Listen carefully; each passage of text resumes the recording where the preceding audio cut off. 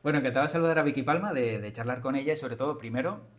bienvenida, aunque hacía poquito, ¿no? Que se sumaba, ¿no? Al 112 y entiendo que es un reto importante también, pues, en un proyecto donde, pues, hay muchísima responsabilidad detrás, ¿no? Pues sí, es un proyecto que arranca nuevo, sobre todo la parte de la unidad de análisis de riesgo, planificación y procedimentación. Pues ya había compañeros en lo que es SECOE, no la sala 112, sino el Centro de Coordinación de Seguridad de Emergencias dedicado a ello. Y bueno, un proyecto nuevo, ilusionante, en el que llevamos pues menos de un mes. Bueno, y en este primer mes, más o menos, ¿cómo ha sido el arranque de este proyecto? Bueno, el proyecto es pendiente de la incorporación del resto de compañeros, pero sí que ha sido un mes bastante interesante porque ya los compañeros que estaban en el SECOE pues tienen una carga de trabajo bastante importante, principalmente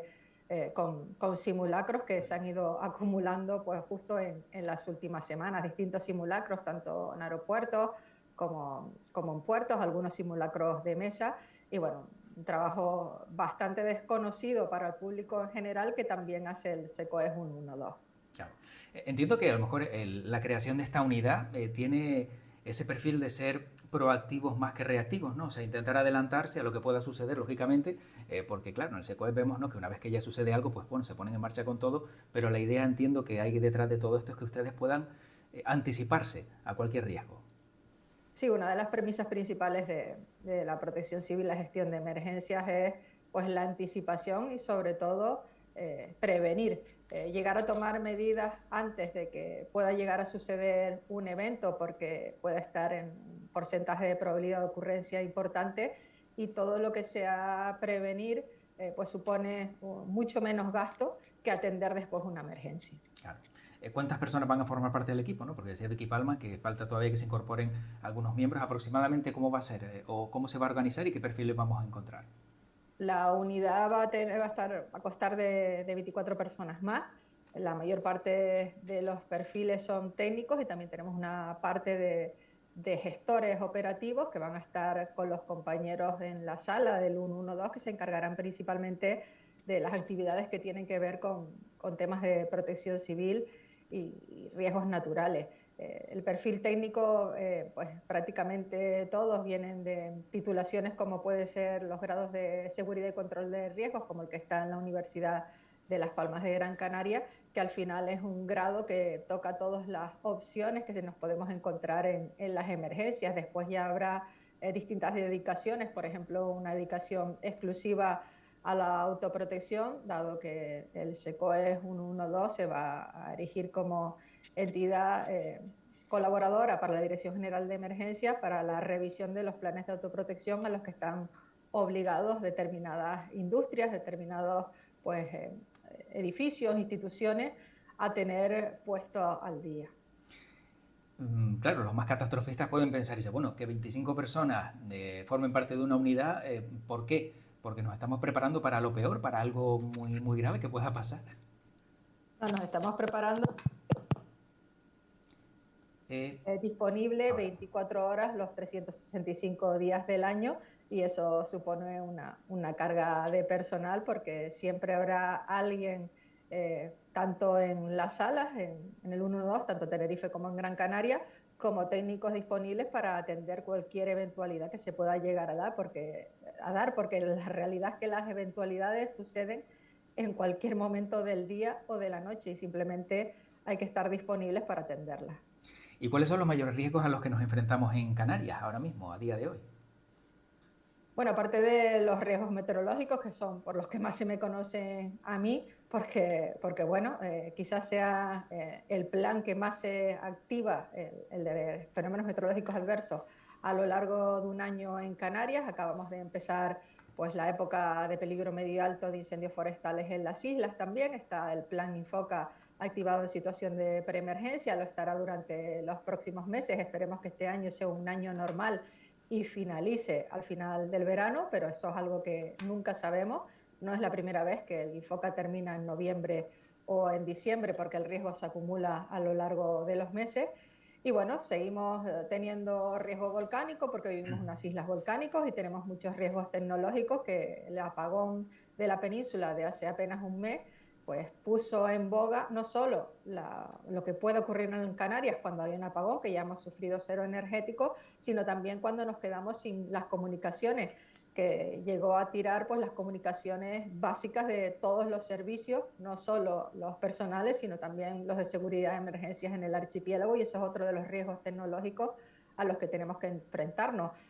Riesgos más pequeños como incendios industriales, tenemos industria Seveso en el archipiélago que tienen sus propios planes de autoprotección, y si hay algún incidente en estas industrias, pues también desde fuera hay que prestar apoyo. Y bueno, a veces vivimos ajenos realmente a los riesgos que nos rodean, pero la realidad es que estamos rodeados de riesgos, no solo en Canarias, sino prácticamente en todo el mundo globalizado. Claro, porque yo creo que el ser humano tiene una circunstancia, ¿no? Que cuando vive en tranquilidad, pues todo estupendo, pero desde que pasa algo enseguida buscamos responsables, ¿no? Enseguida a ver quién no pudo predecir, a ver quién cometió el error de... Y hay cosas que en este caso, cuando entiendo, son fenómenos meteorológicos naturales o, bueno, algo que es impredecible prácticamente, no hay por qué señalar, sino simplemente intentar buscar la medida de minimizar los daños, ¿no? Sí, hay que pensar que en cualquier riesgo natural no tenemos la certeza absoluta de su ocurrencia. Los científicos trabajamos con probabilidades, probabilidades de ocurrencia. Y que tengamos una probabilidad alta no significa que ese evento al final pueda llegar a materializarse. Y a veces con probabilidades muy pequeñas sí que se materializan distintos eventos. Un ejemplo muy claro lo tuvimos el pasado 12 de abril en la isla de Lanzarote, con esas inundaciones que se producían por unas lluvias en un lugar muy concreto, muy concentradas, y que bueno, el riesgo de que tuviéramos esas lluvias era muy pequeño. De hecho, no hubo aviso de la Agencia Estatal de Meteorología hasta que se estaban produciendo las lluvias, precisamente por eso, porque la probabilidad de ocurrencia era pequeña, pero al final se materializó, y se materializó generando la primera activación en situación de emergencias del plan especial por riesgo de inundaciones de la Comunidad Autónoma de Canarias, que está en vigor desde el año 2018, pero que en situación de emergencia no se había estrenado nunca y hubo que activarlo pues el 12 de abril en la isla de Lanzarote. Y esto va a ser, digamos, más habitual o más frecuente de lo que esperamos, el ver cómo de repente pues cae un chaparrón, vamos a decirlo así, ¿no? Como decimos en Canarias, de dimensiones considerables y nadie se había dado cuenta que podía pasar, porque claro, estamos viendo que hay circunstancias que se están repitiendo y que yo no sé si esto, a lo mejor en el pasado se daba o realmente es algo que en el futuro vamos a ver como algo ya casi normalizado. Hombre, desde el punto de vista de protección civil y atención de emergencia, situaciones como de Lanzarote, pues sí que estamos pendientes de ellas. De hecho, el plan PEFMA de riesgos meteorológicos adversos del Gobierno de Canarias se había activado en situación de prealerta desde el día anterior, porque existía esa pequeña posibilidad, pero existía, de que se pudieran producir esas precipitaciones en Lanzarote, y se activó una situación de lo que nosotros denominamos preemergencia. Sí que es cierto que los avances tecnológicos lo que han generado es que nosotros, la sociedad, seamos más vulnerables a los eventos meteorológicos naturales. No solo eventos meteorológicos, cualquier riesgo natural somos ahora más vulnerables que antes. ¿Por qué? Pues probablemente porque no cambiamos nuestros planes. Tenemos planes de hacer algo, y aunque se nos indique de que, bueno, que ese día a lo mejor no sean las mejores condiciones para eso que queremos hacer, pues nosotros pensamos que, bueno, igual no pasa nada, o ya están los servicios de emergencias para atendernos si nos pasa algo, y no cambiamos la idea de hacerlo. Y bueno, vemos la vulnerabilidad sobre todo en las áreas urbanas, cada vez que llueve, que con poquita lluvia genera unos incidentes que antes necesitaba muchísima más cantidad de agua para que se produjeran. Entonces tenemos grandes problemas. Y una misma lluvia no es lo mismo que ocurra de día o de noche, no es lo mismo que ocurra en hora punta, que ocurra a lo mejor a las 3 o las 4 de la mañana, porque las consecuencias son absolutamente distintas. El mismo riesgo, el mismo peligro, genera distintos riesgos dependiendo del lugar donde se produce, de la hora a la que se produce, y bueno, todo eso pues tenemos un poco que llegar a controlarlo para minimizar los incidentes que generan esos riesgos.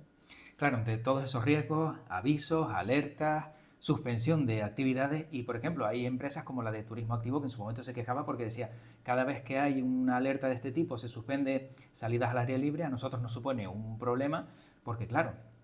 pierden negocio, que luego a lo mejor no pasa nada, o que en este caso a lo mejor pues no es tan grave el asunto, pero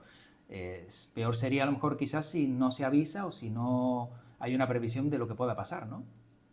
Sí, muchas veces el turismo activo confunde dos elementos principales, lo que es la climatología y la meteorología, que aunque son ciencias relacionadas, no son la misma ciencia. Ellos muchas veces hablan de condiciones climatológicas y el clima viene a ser la media del tiempo a lo largo de 30 años. Nuestro clima es relativamente suave, es lo que hemos vendido de cara al turismo, un clima bastante agradable, pero sí que es cierto que nosotros tenemos una meteorología agradable la mayor parte del año, pero que tiene eventos extremos bastante importantes y eventos extremos que en muchos casos son incluso superiores que en la península. Hemos tenido algunos récords, seguimos manteniendo, por ejemplo, el récord de racha máxima de viento registrada en este país en el año 2005, 248 kilómetros por hora en Izaña, cuando la tormenta tropical Delta, y hasta el 2018 también mantuvimos el récord de precipitación máxima absoluta en una hora, que fueron 130 litros por metro cuadrado, cuando las riadas y las lluvias torrenciales el 31 de marzo del 2002 en Santa Cruz de Tenerife. Hay que pensar que determinadas actividades al aire libre, que en condiciones meteorológicas que podemos considerar normales no parecen peligrosas, sí que lo pueden ser. En la montaña las condiciones meteorológicas evolucionan de manera más rápida que lo pueden hacer, por ejemplo, a nivel de costa. Y la predicción meteorológica de montaña es muy distinta a la predicción meteorológica que se da de manera normal en un medio de comunicación. La Agencia Estatal de Meteorología hasta el año 2020 no hacía predicción específica de montaña para Canarias. A partir de marzo del 2020 sí que se hace predicción específica de montaña tanto para el Parque Nacional de la Caldera de Taburiente como para el Parque Nacional del Teide, y sí que hay que entender también esa predicción porque tiene unos términos específicos, un lenguaje específico y hay que conocer muy bien los términos meteorológicos con los que se redactan las predicciones para entender qué nos quiere decir ese boletín, porque la realidad es que es un boletín bastante técnico, no es una predicción habitual como la que podemos encontrar en un medio de comunicación o la que podemos encontrar, por ejemplo, en la página web de la Agencia Estatal de Meteorología. Claro, bueno, está claro bueno, que vemos que es muy amplio, ¿no?, el rango que tienen de trabajo y yo no sé, volviendo quizá a lo mejor al verano, que lo tenemos a la vuelta de la esquina, ¿estamos preparados en Canarias ante un gran incendio? ¿Se han ejecutado bien las políticas de prevención? ¿O tenemos que temer que esto nos sorprenda y nos coja por cualquier lado? No, tenemos que pensar que puede saltar un incendio forestal y convertirse en un gran incendio forestal en cualquiera de las 5 islas con zona forestal. Lo cierto es que sí que los medios están preparados, han hecho actuaciones a lo largo de todo el año de carácter preventivo, pero eso no quita para que en un determinado momento, pues por mala suerte, porque se hace de forma inintencionada en un sitio de difícil acceso, pues se pueda generar un incendio forestal que acabe dando lugar a un gran incendio forestal en el archipiélago. Y si encima se dan condiciones meteorológicas favorables para su desarrollo, pues la situación se puede complicar. Sí que estamos preparados, sí que este año pues el dispositivo de la campaña de incendios es bastante amplio y casi 2.000 personas dispuestas solo de los operativos antiincendio, aparte queda el resto de personal como puede ser, por ejemplo, el personal de sala o el personal del SECOES y de otras administraciones que trabajan detrás también para prevenir este tipo de situaciones. Seguimos teniendo pues, 18 medios aéreos en el archipiélago dispuestos a actuar en el momento que sea necesario y más de 200 vehículos, algunos nuevos con tecnologías nuevas distribuidos por las 5 islas de mayor relieve. Y bueno, lo que esperamos que este año, pues, llamar a la concienciación ciudadana para que no ocurra nada y en caso de que veamos humo en cualquier punto, no sepamos lo que pueda llegar a ser, pues llamar al 112 que pondrá en marcha pues todos los mecanismos para comprobar qué es ese humo y en caso de ser un conato, pues actuar de la manera más rápida para evitar que se propague y se convierta en un incendio forestal. Qué importante este detalle porque también nos lo ha relatado en este programa el viceconsejero Marcos Lorenzo, el consejero Manuel Miranda al respecto de, aunque pienses que vas a molestar, llama, porque aunque puede ser un vecino haciendo una barbacoa, más vale ir a comprobarlo que a lo mejor pues nos lleve media hora a que de repente pues tengamos un fuego que arrase media isla y que sea algo que luego no haya vuelta atrás, ¿no? Con lo cual es fundamental también, como bien dice Vicky Palma, pues esa ayuda ciudadana ante cualquier situación o también si ve algo raro, porque eso también es otro de los graves problemas, ¿no?, que vemos en Canarias. Las personas que están enfermas y que en este caso pues actúan, ¿no?, siendo pirómanos y arrasando pues montes que, bueno, es algo inexplicable, pero como decimos, pues también detrás puede haber a lo mejor alguna enfermedad, ¿no?, al respecto sobre estas personas. Si hablamos también de la previsión, ¿con cuánto tiempo de antelación se puede saber que vamos a tener, por ejemplo, un fin de semana que puede ser caótico en lo climatológico, si hablamos sobre todo de riesgo de incendio? Bueno, a veces las entradas de aire caliente casi todas están asociadas a desplazamientos de la masa de aire cálida sahariana de nuestro continente vecino sobre el archipiélago y a veces se ven de forma muy clara. Incluso con semanas de antelación puedes ver el desplazamiento, pero tienes que ir esperando a que se vaya confirmando. Por ejemplo, un lunes en situación normal, pues se puede considerar si de cara al fin de semana vas a tener mayor o menor riesgo. Sí que es cierto que de momento este año, a partir de marzo, hemos entrado en una dinámica de condiciones meteorológicas normales para el archipiélago, incluso con algo más de precipitación de lo que es normal en los meses de marzo, abril, incluso mayo, pero también hay que pensar que enero y febrero sí fueron más secos y la realidad actual es que empezamos una campaña de incendios, comenzamos el verano meteorológico que comenzó el pasado 1 de junio, no el astronómico, como comienza el día 21, con mejores condiciones meteorológicas antecedentes, es decir, con mejores tiempos anteriores que en las 5 campañas anteriores y con un 30% más de precipitación acumulada, por ejemplo, que la campaña del año 2024, que no comenzó en junio, sino que hubo que comenzarla el 18 de marzo debido a la situación de sequía extrema que estaba padeciendo el archipiélago. Este año estamos mejor.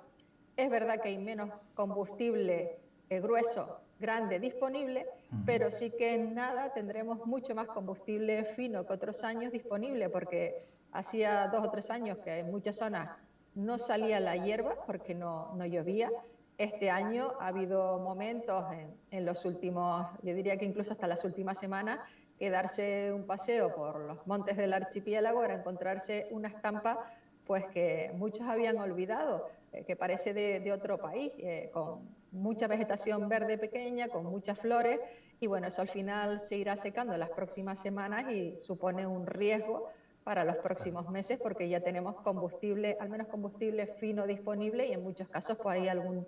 otro tipo de combustibles todavía disponible en algunas zonas del archipiélago porque lo cierto es que no ha llovido por igual en todas las islas, no ha llovido por igual en todas las vertientes y hay algunas zonas, principalmente en el oeste y sur de Tenerife y también la mitad sur de la isla de Gran Canaria, que todavía acumulan un déficit de precipitación bastante importante. Bueno, quiero preguntarle también a Vicky Palma, para no quitarle mucho más tiempo, ¿no?, ir acabando, sobre los retos a los que también se enfrenta Canarias, ¿no?, en el caso, por ejemplo, de emergencias, ¿no?, esta unidad de análisis de riesgos y planificación operativa, ¿cómo va a actuar, por ejemplo, ante el crecimiento que tenemos de población, ¿no? La población flotante, somos 2 millones de personas, pero estamos albergando año a año a 18 millones, ¿no? No sé hasta qué punto también ustedes van a trabajar precisamente en áreas como esta, en cualquier eventualidad que se pueda dar, porque estamos viendo cómo se multiplica por 9 la población cada año. Se multiplica la población y se multiplica la población también en muchas zonas en las que antes las visitas pues no eran tan habituales. Desde ya hace varios años el SECOE 112 suministra información, sobre todo cuando hay eventos de riesgo, como pueden ser los meteorológicos, como puede ser el riesgo de incendio, en varios idiomas y se intenta hacer concienciación no solo en castellano, sino también en otros idiomas y carteles explicativos de las situaciones de riesgo en las que se pueden encontrar. Quizás el más llamativo que solemos tener en los primeros meses del año es el número de ahogados que se producen en nuestras playas. Nuestro archipiélago está en el Atlántico, con unas condiciones de mar muy distintas, por ejemplo, a las que se pueden encontrar en el Mediterráneo, principalmente las costas abiertas al norte, y desde hace unos años pues, se intentan remarcar todas las acciones preventivas. De hecho, hasta hace unos años, por ejemplo, las prealertas de protección civil se quedaban dentro de los servicios de seguridad de emergencias de manera preventiva y ahora se publican de forma habitual, aunque no está recogido en nuestros planes de protección civil, que hay que actualizarlo, porque sabemos que esas prealertas, principalmente de fenómenos costeros, salvan vidas. Saber que el mar no acompaña, especialmente las costas abiertas al norte, durante todo el invierno y con olas a partir de 2 metros ya desde la Dirección General de Emergencia, pues se comienzan a tomar medidas preventivas y se comienza a decirle a la población que tiene que extremar la precaución al acercarse a las costas. Eso ya sabemos que ha salvado un número importante de vidas en el archipiélago. Hay que concienciar no solo a los que vivimos aquí, que lo sabemos, sino también a los que nos visitan, que hay un riesgo al vivir en islas, que no tenemos unas playas paradisíacas como las del sur. En las del norte la situación es totalmente distinta y hay que extremar la precaución cuando intentamos acercarnos a esas costas o darnos un baño en esas playas, porque no las conocemos, suelen tener corrientes importantes y el oleaje es bastante peligroso a partir de determinada altitud, y esa altitud no es tan grande. Estamos hablando que con una ola a partir de 2 metros, si no sabes nadar, y dado que nuestras costas pues no son grandes playas en cuanto puedes avanzar metros sin dejar de dar pie, nosotros enseguida dejamos de dar pie en las playas, especialmente en las del norte, pues ya nos sometemos a un riesgo bastante destacable. Incluso no conocer lo que son las corrientes de resaca, que también se dan en las playas,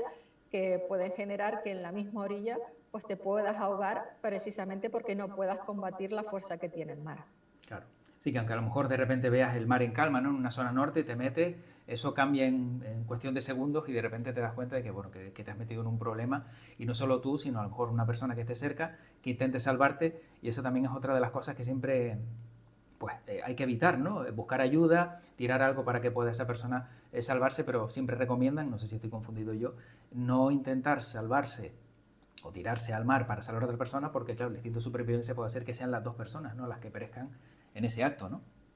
Sí, hay que también pensar que hay que hacer caso a las banderas. Las banderas en nuestras playas, en nuestras zonas de baño se ponen por algo, y cuando hay bandera roja, pues lo que hay es que evitar meterse en el mar, porque es lo que nos están diciendo, que está prohibido el baño. Es verdad que podemos tener una bandera roja y 40 grados, pero por mala suerte no hay que arriesgarse, porque no solo ponemos en riesgo nuestra vida, sino ponemos en riesgo también la vida de los que nos van a rescatar, y a veces las condiciones son muy complicadas para poder hacer un rescate y a veces las consecuencias no son las que todos desearíamos. Claro. Para acabar, sí me gustaría preguntarle también a Vicky Palma, porque entiendo, ¿no?, que como meteoróloga, como experta en todas estas materias, se habrá encontrado en alguna ocasión con algún negacionista en una sobremesa que le dice, bueno, esto del cambio climático es una mentira, se lo han inventado. ¿Cómo rebate estas ideas de algunos que parecen muy cerradas? Bueno, las ideas muy cerradas son difíciles de rebatir. Conciencia es la única manera de rebatir pues, todas estas teorías conspiranoicas que hay en torno a la meteorología, y a partir de la Dana de Valencia, la meteorología en algunos casos se ha convertido en una ciencia de riesgo. Es verdad que un meteorólogo no tiene una predicción con una certeza absoluta, que hay que saber que lo que hacemos los meteorólogos es simular el comportamiento de la atmósfera con ecuaciones matemáticas,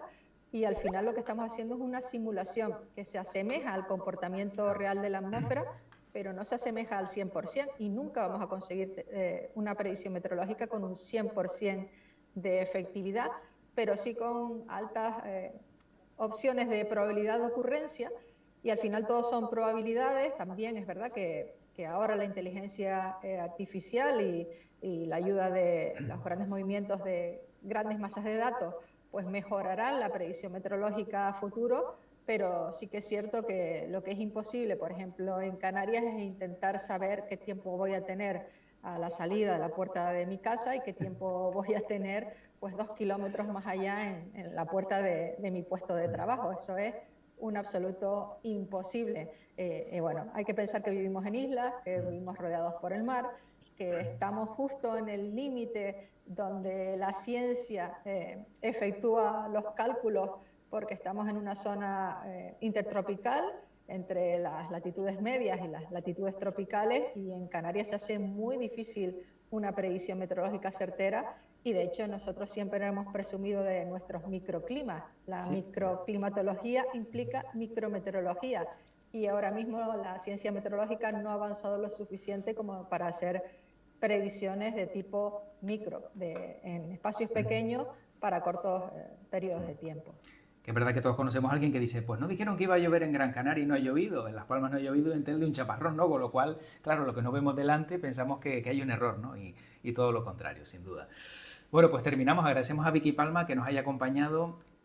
como directora de la Unidad de Análisis de Riesgos y Planificación Operativa del 112. Desearles la mayor de la suerte y sobre todo que tengan poco trabajo, que entiendo que es lo que les gustaría para este verano, ¿verdad?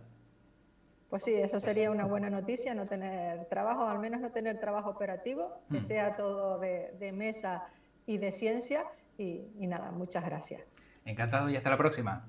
Un abrazo. Chao, buenos días.